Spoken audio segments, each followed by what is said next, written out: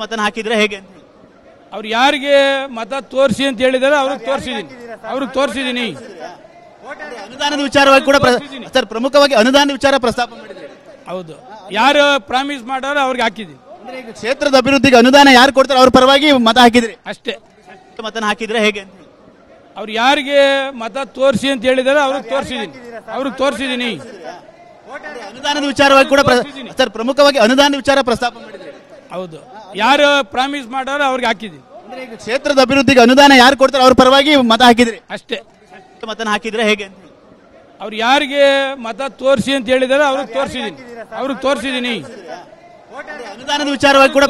sir ಪ್ರಮುಖವಾಗಿ ಅನುದಾನದ ವಿಚಾರ ಪ್ರಸ್ತಾಪ ಮಾಡಿದ್ರೆ ಹೌದು ಯಾರು ಪ್ರಾಮಿಸ್ ಮಾಡಾರೋ ಅವ್ರಿಗೆ ಹಾಕಿದೀನಿ ಕ್ಷೇತ್ರದ ಅಭಿವೃದ್ಧಿಗೆ ಅನುದಾನ ಯಾರು ಕೊಡ್ತಾರೆ ಅವ್ರ ಪರವಾಗಿ ಮತ ಹಾಕಿದ್ರಿ ಅಷ್ಟೇ